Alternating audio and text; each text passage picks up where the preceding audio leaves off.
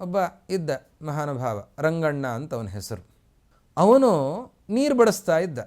ನೀರು ಬಡಿಸೋದು ಕೆಲಸ ಅವನದು. ನೀರು ಬಡಿಸುವಾಗ ರಾಯರ ಸ್ಮರಣೆ ಮಾಡೋದು, ನೀರು ಬಡಿಸೋದು. ಅವನಿಗೆ ಎಷ್ಟು ಹೇಳಿದರು, ಯಾವಾಗಲೂ ಶ್ರೀರಾಘವೇಂದ್ರಾಯ ನಮಃ ಅಂತ ಹೇಳ್ತಾ ಇರು ಅಂತ. ಅವನು ಅದನ್ನು ಹೇಳ್ತಾ ಇದ್ದ. ಅದನ್ನು ರಾಘವೇಂದ್ರಾಯ ನಮಃ ಅಂತ ಹೇಳಲಿಕ್ಕೂ ಅವನಿಗೆ ಕಷ್ಟ ಇತ್ತು. ರಾಯರೇ ರಾಯರೇ ಅಂತ ಹೇಳಿಕೊಂಡು ಅವನು ಕೆಲಸ ಮಾಡಿಕೊಂಡಿದ್ದ, ನೀರು ಬಡಿಸೋ ಕೆಲಸ.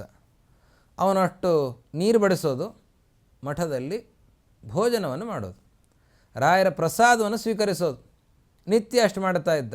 ಅದರ ಪರಿಣಾಮ ಏನಾಯಿತು ಅಂತಂದರೆ, ಅವನ ಬುದ್ಧಿ ಪಕ್ವ ಆಗಿ ನಂತರದಲ್ಲಿ ಅವನು ನೀರು ಬಡಿಸ್ತಾ ಇದ್ದಂತಹ ವ್ಯಕ್ತಿ ಅವನಲ್ಲೀದ ತುಂಬ ಜಾಣನಾಗ್ತಾ ಮುಂದೆ ಬೇರೆ ಬೇರೆ ಕೆಲಸಗಳನ್ನು ಮಾಡ್ತಾ ಆ ಮಠದಲ್ಲಿ ವ್ಯವಸ್ಥಾಪಕನಾಗುವ ಸ್ಥಾನಕ್ಕೆ ಹೊಕ್ಕುತ್ತ.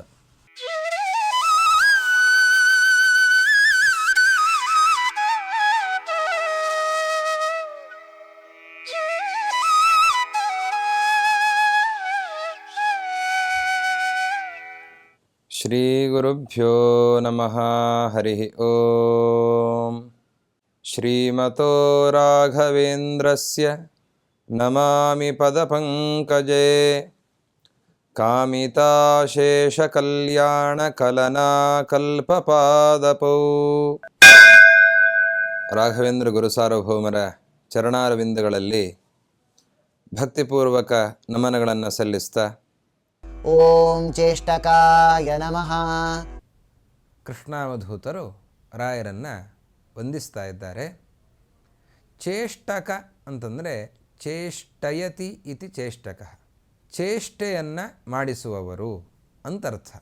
ಚೇಷ್ಟ ಅನ್ನುವ ಶಬ್ದಕ್ಕೆ ಏನರ್ಥ ಅಂತಂದರೆ ಹಿತಾಹಿತ ಪ್ರಾಪ್ತಿ ಪರಿಹಾರ ಇಚ್ಛಾನುಕೂಲ ವ್ಯಾಪಾರ ಚೇಷ್ಟ. ಚೇಷ್ಟ ಅಂತಂದರೆ ಬರೀ ಕ್ರಿಯೆ ಅಂತ ಅರ್ಥ ಅಲ್ಲ. ಕ್ರಿಯೆ ಎಲ್ಲ ಕಡೆ ಇದೆ. ಎಲ್ಲಿ ಕ್ರಿಯೆ ಇಲ್ಲ? ಜಡ ಪದಾರ್ಥಗಳಲ್ಲಿಯೂ ಕೂಡ ಕ್ರಿಯೆ ಇದೆ. ವಾಹನ ಹೋಗುತ್ತೆ, ಸಾರಥಿ ಒಬ್ಬ ಇದ್ದರೆ ವಾಹನ ಹೋಗುತ್ತೆ. ಚೇಷ್ಟೆ ಇದೆ ಅಂತ ಯಾರಾದರೂ ಹೇಳ್ತಾರಾ? ವಾಹನದಲ್ಲಿ ಚೇಷ್ಟೆ ಇದೆ, ಚೆಂಡಿನಲ್ಲಿ ಚೇಷ್ಟೆ ಇದೆ ಯಾರಾದರೂ ಹೇಳ್ತಾರಾ? ನೀರಿನಲ್ಲಿ ಚೇಷ್ಟೆ ಇದೆ ಯಾರಾದರೂ ಹೇಳ್ತಾರಾ? ಹೇಳೋದಿಲ್ಲ.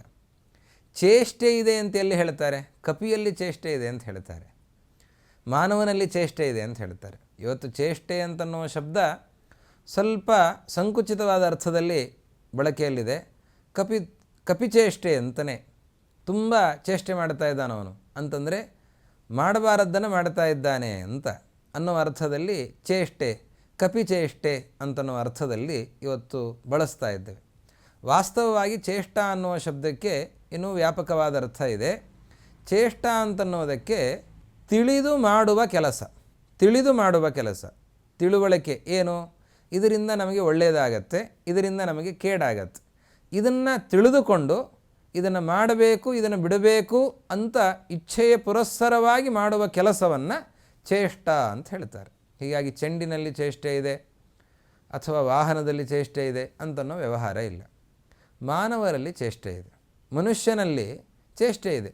ಇವನು ಇದನ್ನು ಮಾಡಬೇಕು, ನಾನು ಇದನ್ನು ಮಾಡಬೇಕು, ಇದನ್ನು ಮಾಡಬಾರದು ಅಂತ ತಿಳಿದುಕೊಂಡು ಮಾಡುವಂತಹ ಒಂದು ಪ್ರವೃತ್ತಿ, ಈ ವ್ಯಾಪಾರ, ಇದನ್ನು ಚೇಷ್ಟ ಅಂತ ಕರೀತಾ ಇದ್ದಾರೆ. ಚೇಷ್ಟಯತಿ, ವ್ಯಾಪಾರವನ್ನು ಮಾಡಿಸ್ತಾರೆ. ಇಂತಹ ವ್ಯಾಪಾರವನ್ನು ಮಾಡಿಸ್ತಾರೆ ರಾಯರು. ಏನದರ ಅಭಿಪ್ರಾಯ? ರಾಯರ ಅಂದರೆ ಈ ಚೇಷ್ಟಕ ಅನ್ನುವ ಶಬ್ದದಿಂದ ಯಾರು ಅತ್ಯಂತ ಜಡನಾಗಿದ್ದಾನೆ ಅಂಥವನಿಗೂ ಕೂಡ ಒಂದು ಶಕ್ತಿಯನ್ನು ಕೊಟ್ಟು ರಾಯರು ವ್ಯಾಪಾರವನ್ನು ಮಾಡಿಸ್ತಾರೆ ಅನ್ನೋದನ್ನು ಹೇಳ್ತಾ ಇದ್ದಾರೆ. ನನಗೆ ಪರಿಚಿತರಾದಂತಹ ಒಬ್ಬ ವ್ಯಕ್ತಿಗಳು, ಮೊದಲು ತುಂಬ ಬುದ್ಧಿಮಾಂದ್ಯ, ಏನೂ ಗೊತ್ತಿಲ್ಲ ಅಂತಂದರೆ ಶಾಲೆಯಲ್ಲಿ ಶಿಕ್ಷಣವನ್ನು ಸರಿ ಪಡೀಲಿಲ್ಲ, ತಲೆ ಒಳಗೆ ಏನೂ ಹೋಗಲಿಲ್ಲ. ಇವನು ಯಾವ ಕೆಲಸಕ್ಕೂ ಬರೋದಿಲ್ಲ ಅಂತ ಹೇಳಿ ಅವನನ್ನು ಒಂದು ರಾಯರ ಮಠಕ್ಕೆ ಕಳಿಸಿದರು. ರಾಯರ ಮಠಕ್ಕೆ ಕಳಿಸಿದ್ದಾರೆ. ರಾಯರ ಮಠಕ್ಕೆ ಕಳಿಸಿದ ಮೇಲೆ ಅಲ್ಲಿ ಏನು ಮಾಡಬೇಕು? ಅವನಿಗೆ ನೀರು ಬಡಿಸುವ ಕೆಲಸವನ್ನು ಹೇಳಿದ್ದಾರೆ. ಅದು ಬಿಟ್ಟರೆ ಬೇರೆ ಯಾವ ಕೆಲಸವೂ ಬರಲ್ಲ. ಅಡುಗೆ ಮಾಡಲಿಕ್ಕೆ ಬರಲ್ಲ, ಪೂಜೆ ಮಾಡಲಿಕ್ಕೆ ಬರಲ್ಲ, ಇನ್ನು ಯಾವ ಮಠದ ಕೆಲಸವನ್ನು ಮಾಡಲಿಕ್ಕೆ ಬರಲ್ಲ. ಅವನಿಗೇನು ಕೆಲಸ ಅಂತಂದರೆ ನೀರು ಬಡಿಸುವ ಕೆಲಸ. ಒಬ್ಬ ಇದ್ದ ಮಹಾನುಭಾವ, ರಂಗಣ್ಣ ಅಂತ ಅವನ ಹೆಸರು. ಅವನು ನೀರು ಬಡಿಸ್ತಾ ಇದ್ದ. ನೀರು ಬಡಿಸೋದು ಕೆಲಸ ಒಂದು. ನೀರು ಬಡಿಸುವಾಗ ರಾಯರ ಸ್ಮರಣೆ ಮಾಡೋದು, ನೀರು ಬಡಿಸೋದು. ಅವನಿಗೆ ಎಷ್ಟು ಹೇಳಿದರು, ಯಾವಾಗಲೂ ಶ್ರೀರಾಘವೇಂದ್ರಾಯ ನಮಃ ಅಂತ ಹೇಳ್ತಾ ಇರು ಅಂತ. ಅವನು ಅದನ್ನು ಹೇಳ್ತಾ ಇದ್ದ. ಅದನ್ನು ರಾಘವೇಂದ್ರಾಯ ನಮಃ ಅಂತ ಹೇಳಲಿಕ್ಕೂ ಅವನಿಗೆ ಕಷ್ಟ ಇತ್ತು. ರಾಯರೇ ರಾಯರೇ ಅಂತ ಹೇಳಿಕೊಂಡು ಅವನು ಕೆಲಸ ಮಾಡಿಕೊಂಡಿದ್ದ, ನೀರು ಬಡಿಸೋ ಕೆಲಸ. ಅವನಷ್ಟು ನೀರು ಬಡಿಸೋದು, ಮಠದಲ್ಲಿ ಭೋಜನವನ್ನು ಮಾಡೋದು, ರಾಯರ ಪ್ರಸಾದವನ್ನು ಸ್ವೀಕರಿಸೋದು, ನಿತ್ಯ ಅಷ್ಟು ಮಾಡ್ತಾ ಇದ್ದ. ಅದರ ಪರಿಣಾಮ ಏನಾಯಿತು ಅಂತಂದರೆ, ಅವನ ಬುದ್ಧಿ ಪಕ್ವ ಆಗಿ ನಂತರದಲ್ಲಿ ಅವನು ನೀರು ಬಡಿಸ್ತಾ ಇದ್ದಂತಹ ವ್ಯಕ್ತಿ ಅವನಲ್ಲೀದ ತುಂಬ ಜಾಣನಾಗ್ತಾ ಮುಂದೆ ಬೇರೆ ಬೇರೆ ಕೆಲಸಗಳನ್ನು ಮಾಡ್ತಾ ಆ ಮಠದಲ್ಲಿ ವ್ಯವಸ್ಥಾಪಕನಾಗುವ ಸ್ಥಾನಕ್ಕೆ ಹೊಕ್ಕುತ್ತ.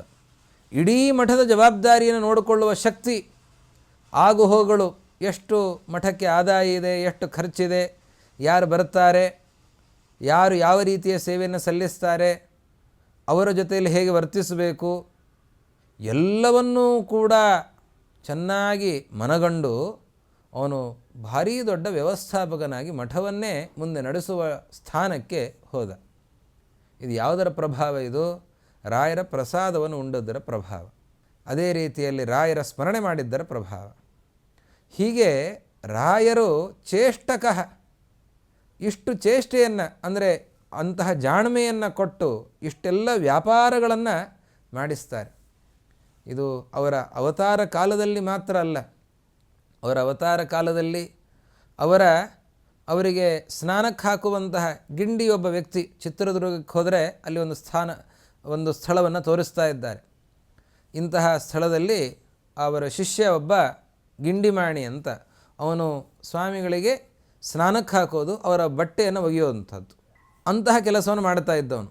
ಅವನಿಗೆ ಮೋಕ್ಷವನ್ನು ಕೊಡಿಸಿದ ಜಾಗ ಅನ್ನೋದನ್ನು ತೋರಿಸ್ತಾರೆ. ಚಿತ್ರದುರ್ಗ ರಾಯರ ಮಠ ಏನಿದೆ ಅದರ ಪಕ್ಕದಲ್ಲಿ ಅಲ್ಲಿ ಆ ಜಾಗವನ್ನು ತೋರಿಸ್ತಾರೆ.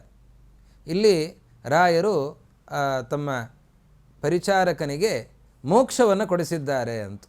ತಮ್ಮ ಜೀವಿತಾವಧಿಯಲ್ಲಿ ರಾಯರು ಹೀಗೆ ಅವರ ಭಕ್ತರಾದವರಿಗೆ ಅನುಗ್ರಹವನ್ನು ಮಾಡಿದ್ದಾರೆ ಅಂತ ಮಾತ್ರ ಅಲ್ಲ, ಇವತ್ತಿಗೂ ವೃಂದಾವನದಲ್ಲಿ ಸನ್ನಿಹಿತರಾಗಿ ಅವರ ಸನ್ನಿಧಾನಕ್ಕೆ ಯಾರು ಬರ್ತಾ ಇದ್ದಾರೆ, ಯಾರು ಅವರ ಪ್ರಸಾದವನ್ನು ಸ್ವೀಕರಿಸ್ತಾ ಇದ್ದಾರೆ, ಅವರೆಲ್ಲರಿಗೂ ಕೂಡ ಅಂತಹ ವಿಶಿಷ್ಟವಾದ ಶಕ್ತಿಯನ್ನು ನೀಡುತ್ತಾ ಇದ್ದಾರೆ.